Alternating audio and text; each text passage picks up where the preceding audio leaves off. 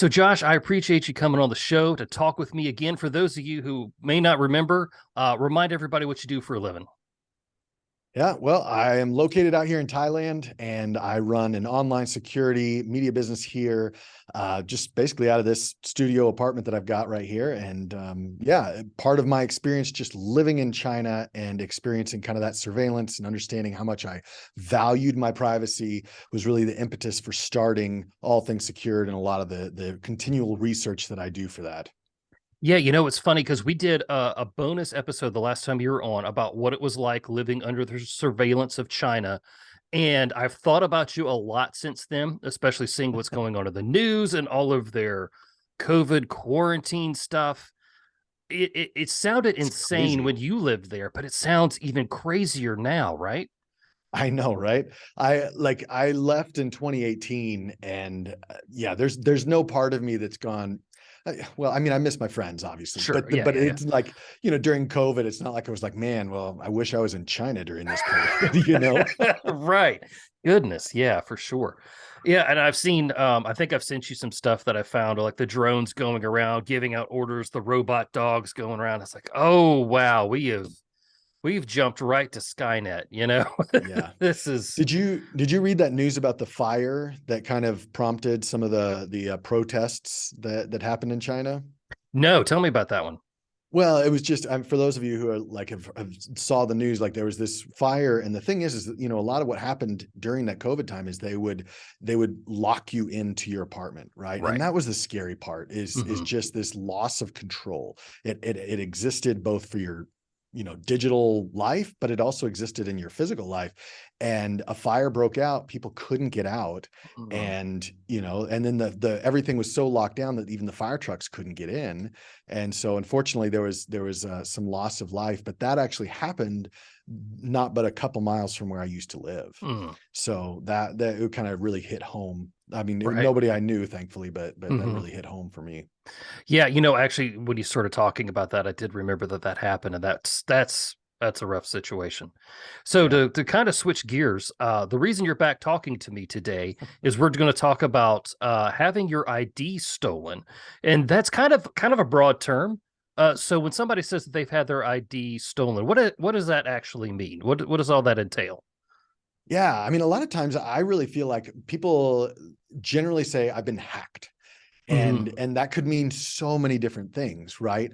Like your ID stolen could mean that somebody has your social security number, your ID number, or and is able to open up credit in your name. Or perhaps it's something as simple as just somebody, and this most of us have had this happen before, where our grandmother or our grandfather has had their Facebook account taken over, and you get these weird messages or friend requests from somebody that you thought you were already friends with.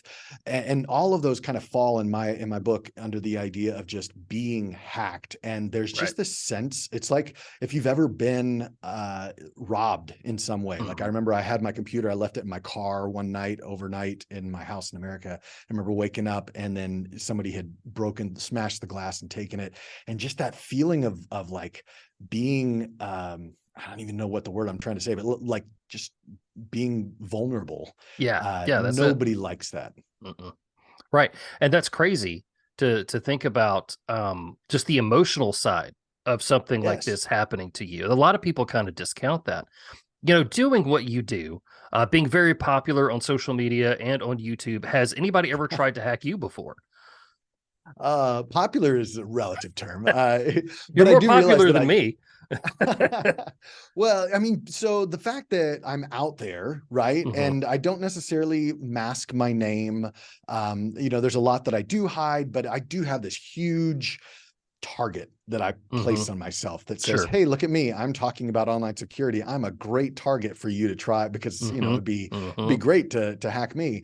And I do my best, obviously, and I'm not perfect, so I'm sure it's going to, I'm going to get dinged at some point, more than others, but I have obviously been the victim of a number of different attacks from multiple fronts, some from a couple years ago. And then, you and I were talking right before we started recording. I just got another one that happened last week that just and it just frustrated me, you know? And it's again, Hmm. it's those emotions that flare up and just like this, did I do something wrong?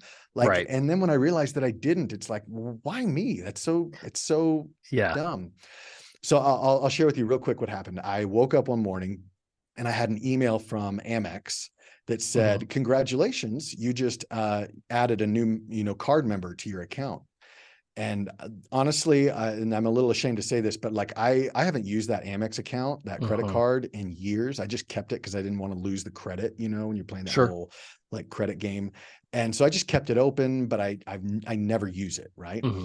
And so I didn't like the moment I got this Amex, I was like, oh crap, like what's wrong? Because I haven't done anything. And then the next email was, thank you for your payment of $5,000. I was like, oh boy. Like, and so I am like freaking out, Uh-huh. like $5,000 is no small amount of money. And I'm trying to figure out how somebody was able to add themselves as a card member and then make this payment. And it was crazy and not a fun experience. Yeah, that doesn't sound fun at all. At all. Okay, so you got an email that said, "Hey, Mhm. something is up with what you're doing." You know, a lot of people sometimes don't know that their ID has been stolen. What are some things that we need to look for to know that we might have been compromised? Well, I mean, that's a great point. And one of the things that I tell people when they are, I mean, usually we have to look at this after we've been hacked in some way. Hmm. You can get a leg up if you can start thinking about this beforehand, which is obviously like if you're listening, if someone's listening or watching this right now, and you're like, well, I haven't been hacked. That's great. That Yeah, good doesn't for mean you. you don't have to like think about this, because you're right. One of the reasons why I was able to take action so fast is because I had turned on email notifications Hmm. for anything related to my account. And doing stuff like that, like being proactive and saying, okay, I'm going to set something. Most banks do this, where any transaction over a certain dollar amount, they'll send you an email or a text message.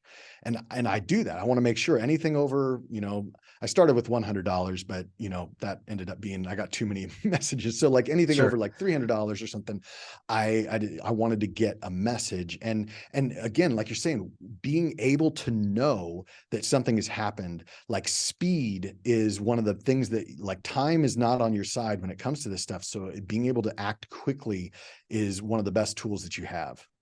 Right. And what I'm hearing you say is, you talked about, if you haven't been hacked yet, great for you, but you have a fire extinguisher in your house and you keep that, because you want to be able to put out a fire quickly, like you're saying, Yeah, even though you may never have had a fire, you probably still have a fire extinguisher. So it sounds like what I'm hearing you say is you're active in monitoring what's going on. You're not just like, oh, well, if it happens, it happens, that happens to everybody. You're saying we actually have to put forth an effort to understand what's going on. absolutely. And there's different ways that you can do that. Obviously, setting up these kind of alerts or email notifications is a good thing. Another thing, and I can't remember if we talked about this in the last episode we did together, but setting up a credit freeze for any Yes. type of financial fraud that might happen. Those credit freezes, it's free and it's invaluable. I don't know why more Hmm. people don't do it, and I think it's just because and that means I got to log in and create an account with Experian and TransUnion. And yeah, but I mean, I did it for my parents. It took all of 15 minutes. Like, Hmm. it's not that hard to do, and it makes a huge difference in like limiting your risk for financial fraud in the future. Absolutely. And what I did is I actually froze my son's credit because he doesn't need it Yes. until he turns 18. And I actually Mhm. did a downloadable step by step guide. I walked people through what I did because you had to find a whole bunch of information and paperwork and mail it into the people when you're dealing with a minor. That's kind of the thing that goes. But yeah, Yeah. because I don't want your kid to go and, for college loans or whatever and come find out they've got a credit score of 200 because Yep. their ID was stolen when they were 7 and somebody ruined their credit. That's not Yeah. something you want to find out at a critical time in your kid's life. Yeah. Yeah. Absolutely. I think it's a great idea to do it like you said, for your kid. And then, I love the idea of doing it for your parents as well, because Mhm. I feel like that's another one that could have a direct impact on you. And it's not that hard to go and help them do it. Right. And that's a good idea because A lot of the listeners here, we're taking care of our kids, but we're also starting to look out security wise for our parents as well. So Yeah. I think that's a great idea. So when we know that we've been compromised, when we realize there's something's wrong, what's the thing that we need to do? Because I mean, panic sounds like the first thing that I would do. Because we talked about that emotional response that we get. So, when we've been compromised, what's our first step? Yeah. And you're right, Lane. I just, when I got that email, my first instinct was panic too. Like, it's Mhm. natural. Sure. And the best thing you can do after you've given yourself a few moments to panic and go, oh my gosh, what's happening to me, is to really take a moment to pinpoint where this is coming from. And the number one thing that I advise people to do is to work your best to regain control of the account that you feel like has been compromised. There's so many other parts of this, like different steps you can take, but the number one is to go and regain control of that. So in my instance, I got this email from Amex. I could have gone in and worked on my bank account to make sure they couldn't do anything there. I could have called Amex and tried it, which I did both of those things eventually. But the first thing I wanted to do was log into my Amex account, make sure that was still running well, and it was. And there was this new guy as a card holder. And the first thing I did, I tried to like remove him, but Right. for some reason Amex wouldn't let me. That was a frustration that I'm going to bring Mhm. up with them later. But what I could do is I don't know what they called it, whether it was freeze or pause his card, right? Mhm. Or him and so that's what I did. I paused him, then I changed my password, and then I made sure I had 2FA on the account, but I just made sure that it was up to date, right? And did all that stuff. So I wanted to make sure that I had control of that account. Very cool. You said a couple important things there. Recently, somebody tried to hack my Instagram account, and I got this email from Instagram that said, "Hey, here's your email to help reset your password." And of course, I'm not trying to reset the password on my Yeah. Instagram account because I have that extra step that's in there. So, I had that emotional reaction of, "Oh, hey, what's going on?" But I also wondered, and I bet you wondered this too in your situation, was this actually a phishing attack? Was anybody ever trying to get into my Instagram account, or was this a phishing email to try to get a hold of something else? So when you get these kind of emails, do you kind of need to be skeptical? Do you need to click on any links and things like that? Yeah. I mean, I think you're answering your own question there, like throwing me a little lob softball that, I mean, yeah, it's so frustrating, the fact that you've got to be critical on every step of the way. Even as I was calling Amex later on, which I'll dive into in just a moment, like I like at one point they literally asked me for my social security number. The guy, and I had called into them, and I had to walk through, Right. and I was like, I went to their website, I got their phone, I didn't like Yep. retracing my steps. And eventually I was like, I'm sorry, I'm not going to give you my social security number. Like, I'll give you the last 4 digits that you should have, but like, you don't need that. And he agreed, but still it was like that red flag that came up. And the same thing when you're getting these emails, like the first thing I did was I didn't click on any emails in those or any links in those emails. I went directly, I typed in American Express or Amex.com, I forget what the URL is, in a different browser, just to be safe, because I wanted to know, like, if that's true, then it's going to show up in my account when I log in separately. Very cool. Okay, so our first step was to try to, take a look at things and make sure that things were going like we thought. What's something else? What's kind of the next step in our process that we need to be looking at once we realize that, hey, something's gone wrong here? Yeah, well, I mean, I think one of the pieces that could happen, one of the situations that's happened in the past is, like your example was great for, all right, let's say you get these emails that say, hey, here's a verification. My advice to most people, don't ignore that, right? Right. Yeah. That is an indication that something is going on. So even if it ends up being just a phishing email, go ahead and change your password anyway, just to be safe. And I think that's what you did, is you went in and changed your Instagram password, right? Yes, I did. Just as that extra thing that actually kind of made me feel better about it. Yeah. Maybe that was just an emotional response to what was going on. Again, talking about the emotional response that we get to sort of this thing. But Yeah. yeah, I really wanted just to take one more step so I could sleep just a Yeah. little bit better. So In a there is though, sorry, I'll No, go break ahead. in there.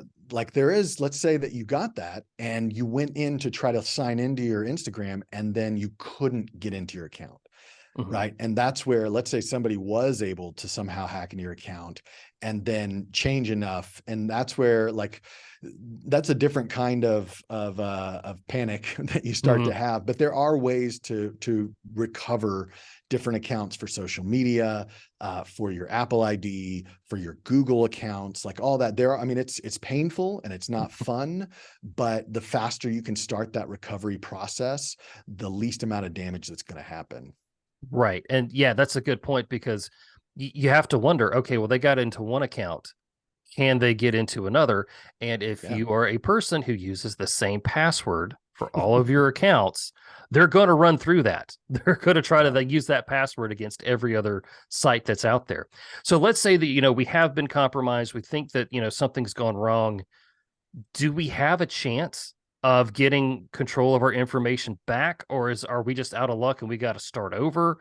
Do we have any hope of rectifying the situation? Yeah, hopefully you never get to the nuke option where you just like burn it all down and start over. Like that is obviously a last ditch resort, but there are things obviously that you can do. You talked about changing your password. We talked about adding two-factor authentication, and my recommendation that I say often on my YouTube channel is SMS text, which is the way that a lot of Mhm. these accounts kind of encourage you to start with two-factor authentication. I think because it's the easiest to get moving. It's not the most secure. You can also use an Mhm. authenticator app or something that's known as a 2FA key. I'm not sure if you've talked much about that here on the Secure Dad, but both of those are much better options than setting up just an SMS text message as two-factor authentication. Right. Yeah, I like the authentication app, and I will tell you, since we're telling him stories about ourselves here. I recently got a new phone, and I Yeah. thought I had transferred everything from my old iPhone to my new iPhone. And I think I admitted this to you on Twitter. Um, Yes. I thought everything from the authenticator app would transfer to the new phone. That Mhm. is not the case. So I had to go in the back end and reconnect accounts. I didn't have access to the old authenticator app because I wiped the phone before Yes. the old phone before I should have. And I was like, Oh, oh no. So it was kind of rough there for a couple of weeks trying to get back into things. I had to actually call one company and say, can you disable, the this, part of this for me? And they worked with me through a longer process of finding out that yes, this is indeed Andy Murphy, and yes, he is a moron. So that was I appreciated being able to get on the phone and talk to somebody about that. yes. So yeah, and it was that was a learning experience. So yeah, listen folks, if you're going to get a new phone and you have an authenticator app, make sure everything else transfers over before you delete the old phone. So I've Yes. learned never to really be in a hurry to delete the old phone. You know, Agreed on so, that. And I yeah. would add on top of that, if at all possible, when you are setting up 2FA, keep a backup. Like usually they'll Yeah. give you a code, a Mm-hmm. seed Mm-hmm. phrase, or you can just set up a second form of 2FA. But like those are the emails that just make my heart break when people are like exactly what you said, oh, I lost my phone or it was stolen or I switched phones and didn't get everything. And now I don't have access to my crypto wallet, or now I don't have Right. access to my email, or Mm-hmm. name this account. And it's just so sad because there's nothing I can do to help. Right. Right. Yeah, because it's once it's done, it's done. Which Yep. is good because that means it's secure, but it cuts both ways. Yeah. Yeah. So you Yep. and I'm really excited about this, have collaborated on a free guide for everybody that talks about some of the things that you need to do after you realize that your ID has been stolen. Walk me through what we can find in that guide. Yeah, absolutely. So we've basically hit on the first point right here, Mhm. which is that we want to regain control of our accounts. We're calling this the 4 R's of being hacked and fixing that problem, right? So you want to regain control of your account. That's the first one. We want to rectify all the potential security threats. So what I mean by that is, I regained control of my Amex account, and then once I felt like, okay, I've done everything I can to like make sure that nobody could log in again if they wanted to. Now I got to go through and rectify the situation. Somebody just took out $5,000 from my account. I had connected, my bank account was still connected. It was just this whole ordeal. So that's when I'm calling up, American Express and saying, hey guys, there's fraud. And I mean, to this day, I still don't know how they were able to get themselves added as a card member. Right. It's really weird to me, but they were, and American Express they're going through their own investigation. But in the meantime, I don't want to have to float $5,000 for them while they're investigating. And Right. so, yeah. Yeah, that's a big thing, because you may still be on the hook for some of that. It may not all go away depending on the amount. If it's $25, chances are you'll be okay. But $5,000 that's quite a bit of money to anybody. No joke. And the worst thing is, one of the things that I did when I regained control of my account was I immediately disconnected my bank account, right? And because I didn't want there to be anything else happening. That's smart. So when I did, I mean, I think it was the right idea. The problem with that is that when I did call Amex and asked them to refund me the money, they tried to do so electronically, but then because they couldn't, because I disconnected my bank, now they're having to cut me a physical check. So I'm having to float this $5,000 for the next 7 to 10 days until this check arrives. And I mean, it's just, I'm fairly confident that everything will work out, but still I'm waiting for that check to arrive, Yeah. You just kind of have to sit and say, man, I hope my car doesn't need a repair, and we're not going to McDonald's until the check comes in, that sort of thing. Yeah. Yep. Yeah. Cause that's a significant amount of money for the average family, especially right now with inflation and all of that sort of stuff. So yeah. So if you're listening to this, hear what Josh is saying, be proactive about looking into this and making sure that this doesn't happen, because even if you get ahead of it, you might still have to float a check for $5,000 until an investigation can occur, because I'm sure that American Express deals with fraudulent claims like this all the time. And so they have to say, okay, is Josh here telling the truth? We can't just trust him right out of the gate. We have to investigate. And that just makes things take longer. Absolutely. No, you're exactly right. And thankfully, I think they did act. This is not me dogging on American Express. Right. I feel like they acted well, and as best they could, but it can still work against you, even if everybody's doing everything the best they can. And so, like the more that you can prepare beforehand instead of having to react after. And I think that's part of, so we talked about, regaining control, rectifying all of these different security threats. The third R is to review your security practices after that. You'd said earlier, let's say that, your Instagram account, the password that you used happened to also be the password that you used for Facebook, which is also the password you used for, your bank or something like that. Like, you have to review and start thinking about, okay, are my privacy practices, are my security practices up to date enough that if somebody was able to get my username and password for this account, how much more am I at risk? And going through and changing those passwords that you need to change, or updating two-factor authentication, or even like in my case here, realizing, man, what a fool. Why was I keeping a credit card open that I wasn't using, that was just asking for somebody to come and hack it, right? Because it's not something I'm constantly checking or logging into. I just kept it open for the line of credit. Right. And we do that same thing for social media accounts. No, I don't use my Facebook account. I just let it sit there. Well, if you're not going to use it, like literally you're not logging in at all, then get rid of it, delete it. Those are the type of things where those things kind of hang over us, and are more of a risk than we realize, Very cool. Josh, thank you so much for your time. I've learned a lot. We've laughed. I've shared about how dumb I can be. This has been a really good talk. Where can people find out more about you, and where can they download our guide from? Absolutely. If you want to have this guide ready for the time that you do get hacked, or if you find yourself in a place where you absolutely need it, you can go to allthingssecure.com/hacked, and it's just a free PDF download. You can grab that there. It's literally a checklist that you can print off or keep on your phone or device or whatnot and look through it. I also have the YouTube channel, All Things Secured. You can find that on YouTube, All Secured on Twitter. I mean, just really anything having to do with that is you can find mostly on YouTube. And I really appreciate you taking the time, Andy, and let me join you again on the podcast. Yeah, man, I appreciate you. I appreciate what you do and how you were able to take really complex things and make it simple for people like me to understand. So thank you very much, and God bless you, buddy.